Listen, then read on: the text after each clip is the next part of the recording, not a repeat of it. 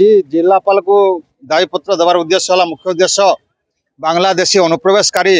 जो हिसाब से निर्माण श्रमिक हिसाब से सोनपुर आसिक सोनपुर के बहुत क्षतिग्रस्त पहुंचे सारे विगत दिन देखा गले मेघालय गोटे हत्या करदे तार किसी पुलिस पाखर तथ्य ना जालुई आम अंचल गोटे झील नहीं पलाले पुलिस पाखर कौन तथ्य ना विगत दिन बहुत सोनपुर जिला के धूलिसात करवार लगी प्रशासन को आम अनुरोध करूँ धूलिसात करदे न जे बांग्लादेशी अनुप्रवेशकारी नाम जो श्रमिक मैंने आसिक लुचि छपिक सोनपुर निर्माण काम घरे काम करुचन से आम चिन्हट कर तुरंत देश के फेराई जाऊ यहाँ जिलापाल को दाबी कर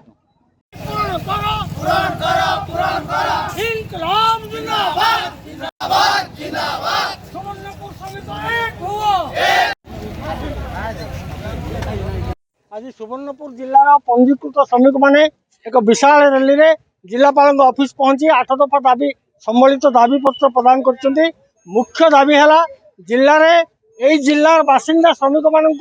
जिले में कम ना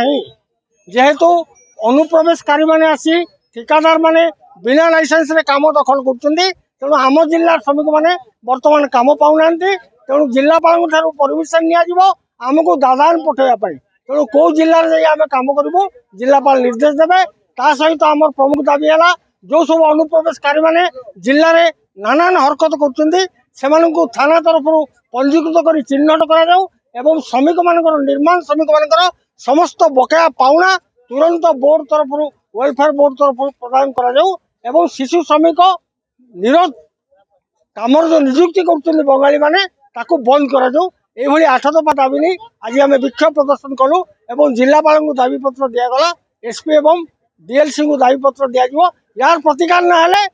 भविष्य में सुवर्णपुर जिलार पंजीकृत श्रमिक माने बृहत्तर आंदोलन करेंगे एवं जिला को पूरा ठप करदे आम यही दाबी दे आज फेरुचु।